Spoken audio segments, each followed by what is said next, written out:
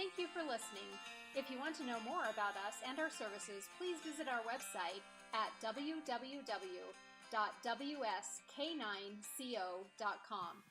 Today we're going to talk about the obstacles that happen through dog training, and it's a pretty broad subject from what obstacles we create or maybe excuses that we create or things that get in our way from training, to being out and about training your dogs and the obstacles that you come across when you're out, and maybe those things make us not want to train, to obstacles that you can use to train with.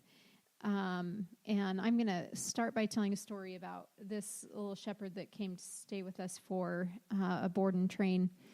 The obstacle that we hit, of course, my dogs are always an obstacle. Because they're so friendly, let me be in your face and check you out and welcome, can be fairly intimidating when you have two German Shepherds checking you out.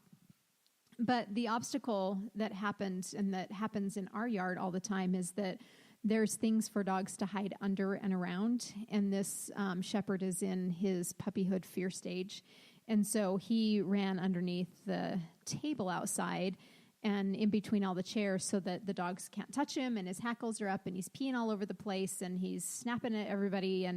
And so we had to remove him from that obstacle to bring him out into the open to say, nope, you're fine. Nobody's going to eat you. And really, my dogs just looked at him like, yeah, you're crazy. I'm going to go over here. And they left him alone. But he's still, we had to get him out from underneath there and not let him hide within those things to feel protected, where if he would just be normal and quiet and sit next to our side, that everything would be okay. So as we talk about obstacles, we all four of us here kind of have a different idea of obstacles and training and kind of where our thought process goes. But there's all kinds of obstacles that get in our way, but there's also obstacles that we can use in our advantage for training. So Michelle, talk a little bit about just some of the obstacles that you've come across with clients and yourself as far as training goes. I think the biggest one is, I work too much. I don't have time. Another really big one is the kids won't help out. We got this dog for the kids. The kids won't help out. A really big one that we are facing in our house right now is Prudence going deaf. That's an obstacle. Mm-hmm. And it's actually been kind of a fun one, which, I don't want my dog to be deaf, but it's been kind of fun. Yeah. Switching the way that I train for her. Yep. Yeah. Okay. So, what are some of I know another big obstacle, that you face is because you have a Briard, and taking him out in public to train, tends to be a bit challenging too, because everybody's quite fascinated with him. Yes. Everybody wants to pet Murphy. Murphy is the cute little teddy bear, big teddy bear. Yeah. More like grizzly bear. He's like that giant bear, that's big giant stuffed bear that's in these candy shops and stuff that everybody wants to hug. Yep, yeah. Exactly. So, and he doesn't really like that. He is not a big teddy bear. Yeah. He's more of the bear side. Right. So it is definitely an obstacle. I am always having to observe what's going on around us. It's never just relaxed when Murphy is around, because everybody wants to pet him. Mm-hmm. The biggest obstacle is kids. Kids want to grab his face and give him kisses.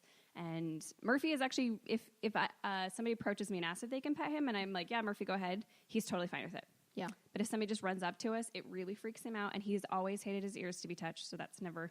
Yep. So if anybody just grabs his face, it's really hard. So something I do is I'm always observing what's going on. And if somebody does come up and ask, I just grab his head so that they don't grab his face and grab his ear. So I'm holding his face. It might freak people out. They might think he's going to bite, and he's not going to bite. It's just, I know he's very uncomfortable with his ears being touched. Yep. Yeah.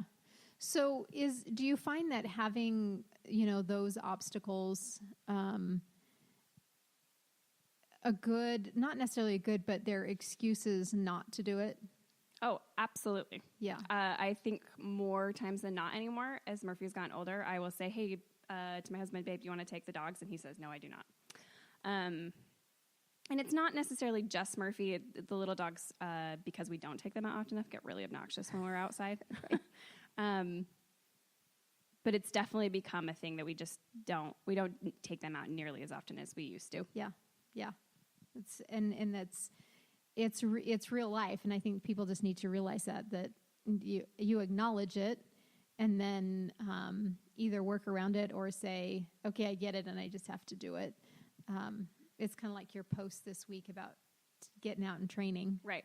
Yeah, I was going to say, and there's certain things that, like, I will push that we go do because I know my husband will want to take Murphy. My husband really loves disc golfing, so I always will suggest, like, doing that on a Saturday afternoon. Sure. Because he'll want to take Murphy, and Murphy is not put in as terrible situations as, like, going to a farmer's market or something, but he's still around people, and he's still around other dogs, and we're still having to work through that stuff. Nice. Melissa, so talk to me about, you kind of have a little bit of a different approach with obstacles, and you're a little bit more of a force and get out and let's work through this kind of thing. So talk to me a little bit about your obstacles and how you approach that in life with training. I think, especially with Cooper, obstacles for us is just a challenge. In the beginning, I got intimidated by obstacles, and she was weird in public and weird with people, and she was more shy, but everybody wants to come pet her. She has one ear up and one ear down all the time, and everybody's, oh my gosh, your dog's so cute, I want to come. And she would get weird, and then I would get nervous, and then I kind of had to just face it and be like, this is a thing, let's do it together. And that really is what made Cooper and I's relationship even stronger, was that this is an obstacle, let's do it together. And now it's just a little challenge, and it's something fun that when we get over it, it's kind of like a, whew, we did it, and it's great. What are some of the things that you face? I know you take her out running. You're a bit more competitive that way just in life in general than all of us here. Maybe you're more driven. I don't know how to describe it, but I would not be running these ultra marathon things that you do. How do you, talk to me a little bit about that, because sometimes you're moving through stuff, and you're out in adventures, with Cooper. Talk to me a little bit about how you kind of work through that.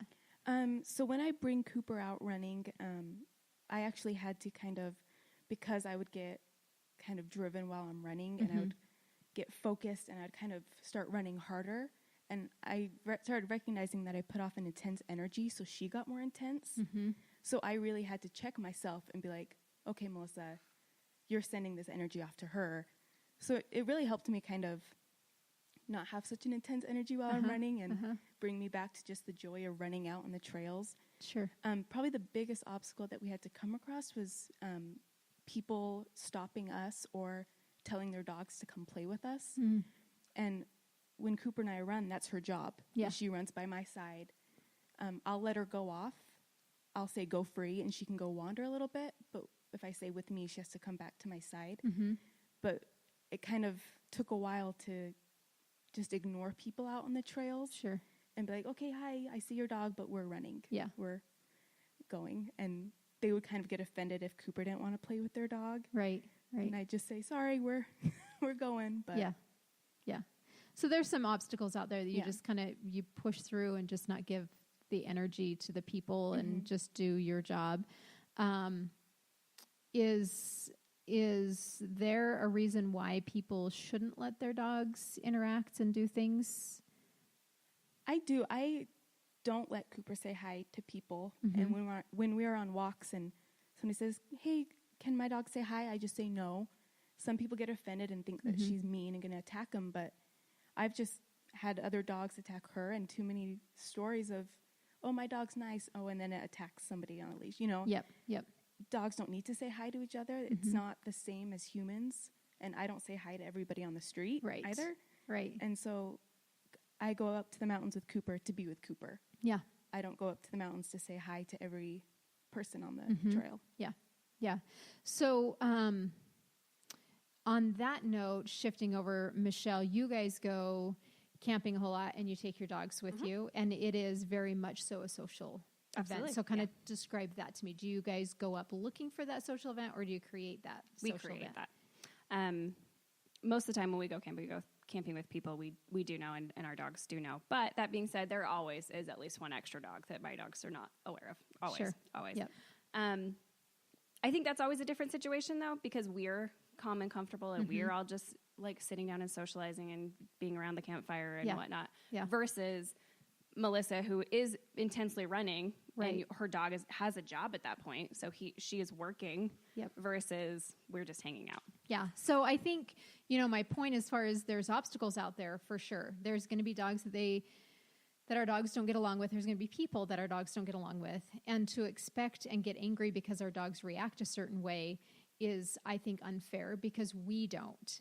We don't socialize that way. Why are we making our dogs socialize that way? And so I think it sometimes can be an obstacle because people don't know what to do when they go out and they're in that situation of every time I go out, there's people want to say hi or they want their dogs to approach and I'm trying to work. And so then I'm just not going to go out because I feel uncomfortable saying I'm just going to keep moving on. And I think that that's okay to say, I'm keep moving on. Those obstacles are always going to be there. And you have to be okay to say, that's not what my dog likes. That's not what we're doing.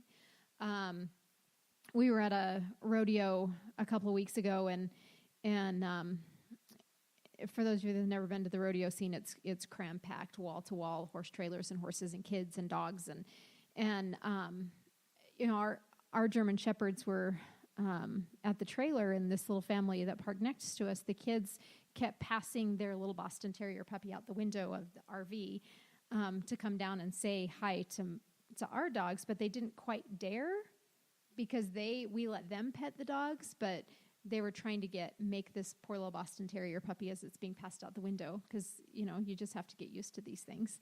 And so they're trying to hold this little terrier just out of reach of ours. They're just like, hey, let's say hi. And so, and we're not always at the trailer. So, we come, we're like, that's probably not a good idea. They're on leash and your dog's being passed out the window. And, it's just this, so they probably shouldn't say hi.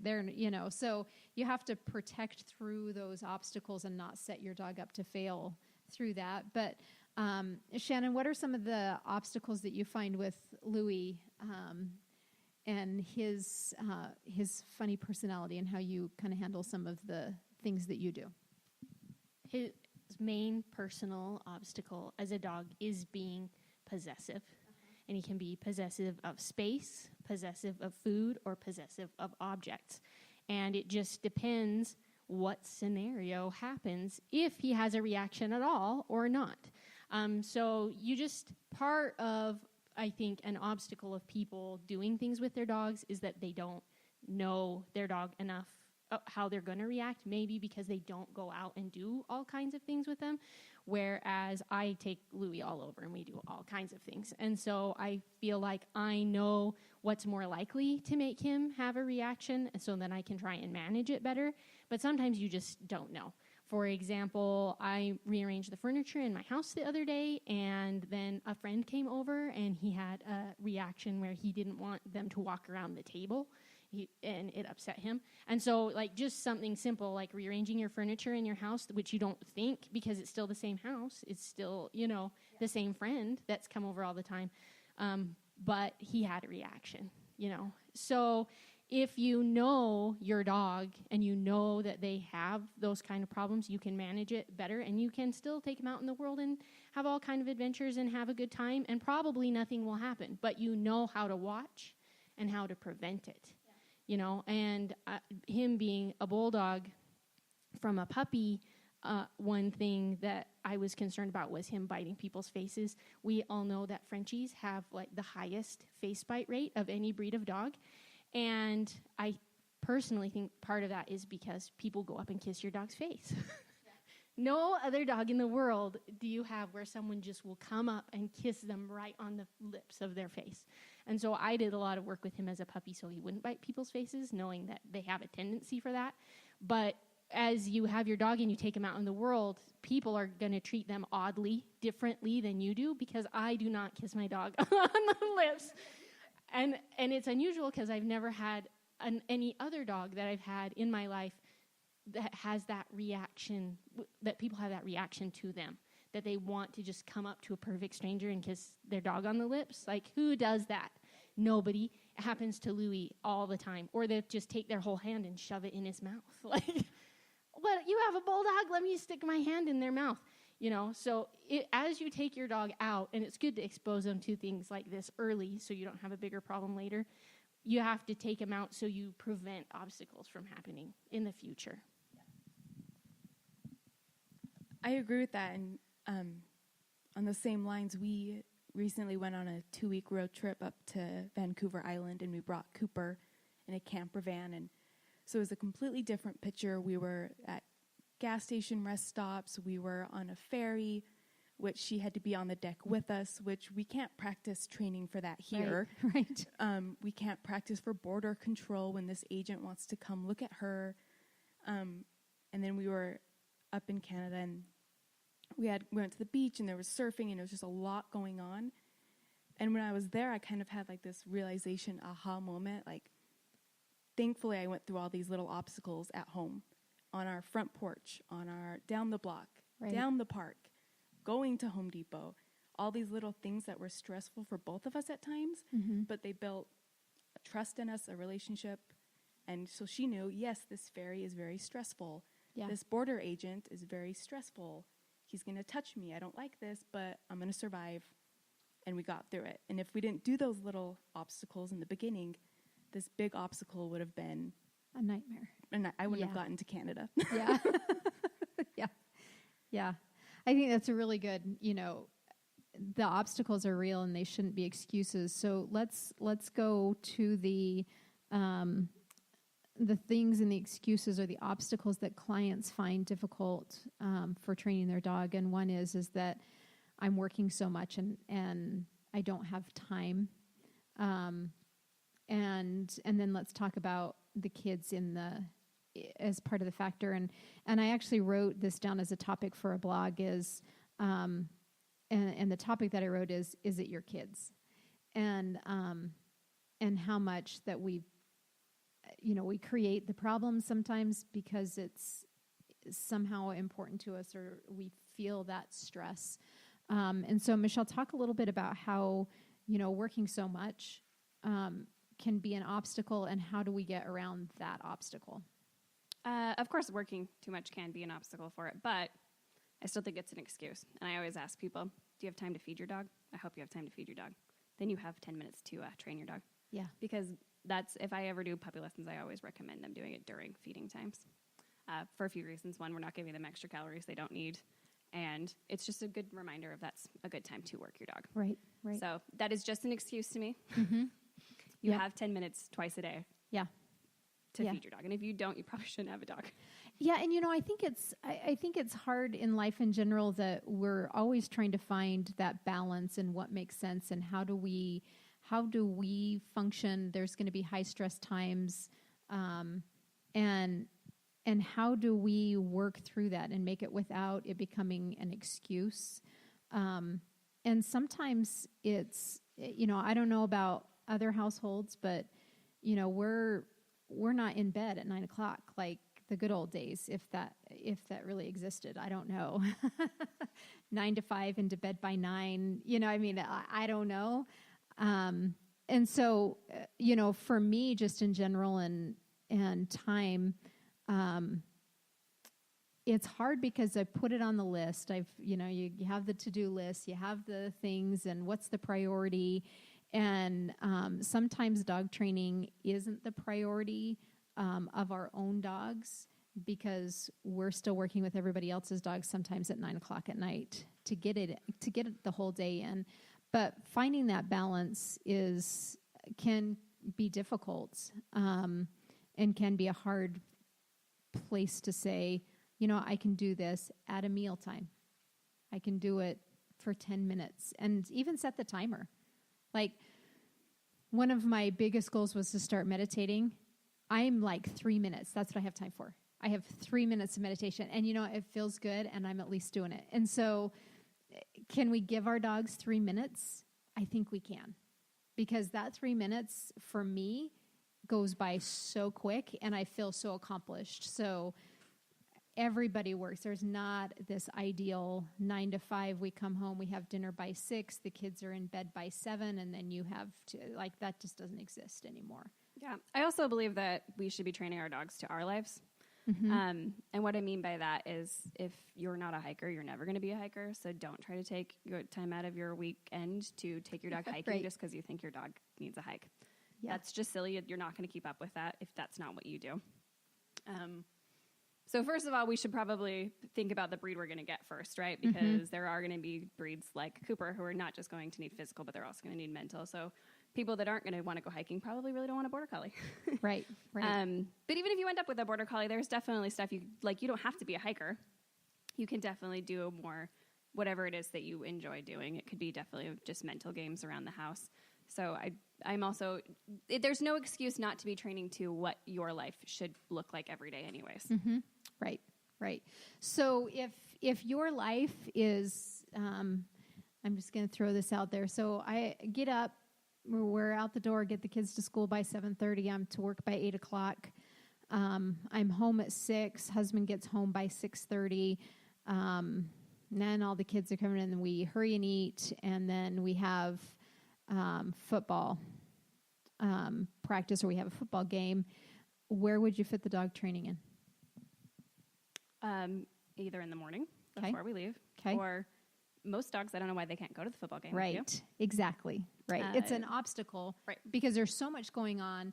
With we got to get this, we got to make sure the kids have this, and we got to pick up, John down the street for there's those obstacles that happen. But you're right, like go wander. Yeah, even if your dog is reactive, take them and as the wife, you have to sit 50 yards away while the husband gets to deal with the kids, or vice versa. And then next week you're only going to be 25 yards away. And then, I don't know about you guys, but I have times in my day that I consider it dead time, which would be not enough time to get something done that you think is productive, like do the laundry or something, because you're like waiting for something, like waiting for your husband to come home, and you're like, oh, well, I don't have time to do this and what do?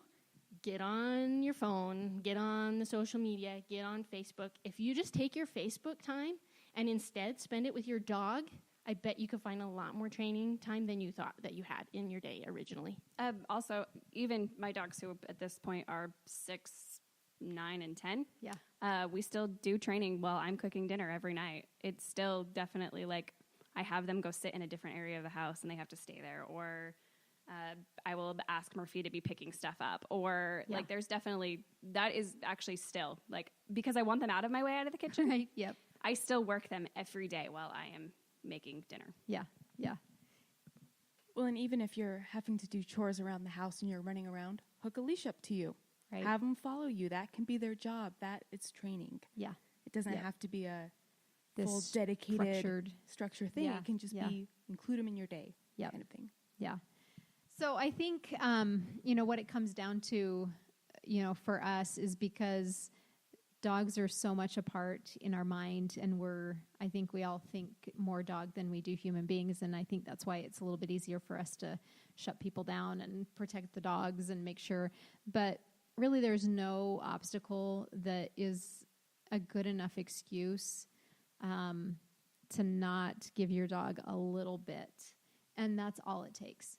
And so even if it's walk to the corner and back, 2 minutes, your social media time.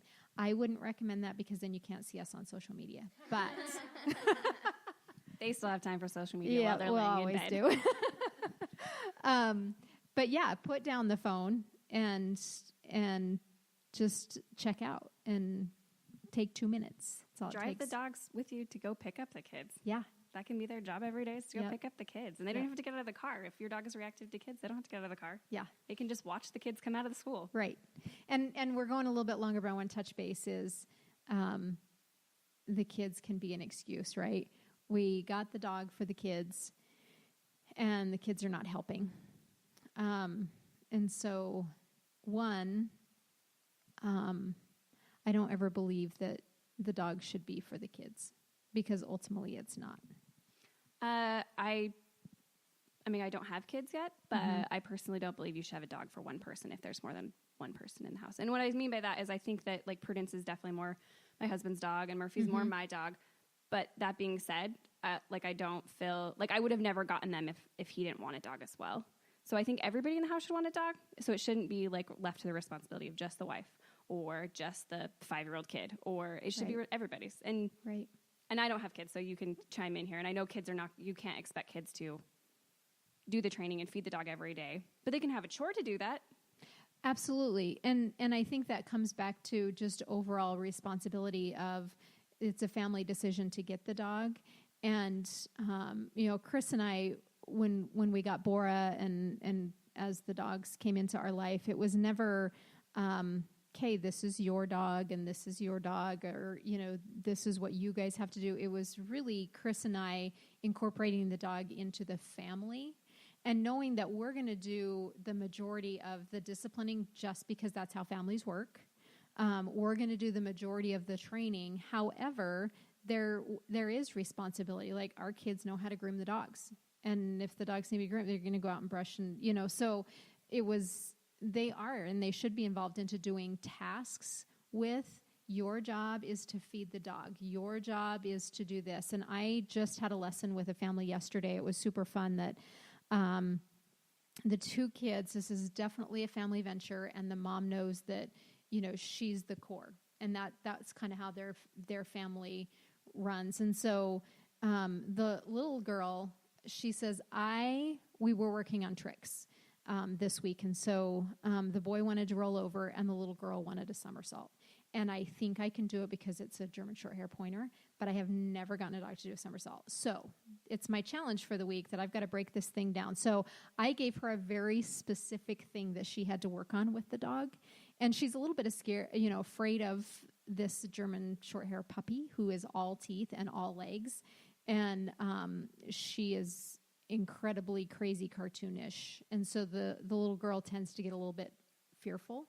And so we had to work on that to build up to where we're going. But her job is to get the dog to put its nose between its front legs with the top of its head on the floor. And she, I believe, is 7 years old. So she's pretty young. But she was really determined that we're going to do a somersault.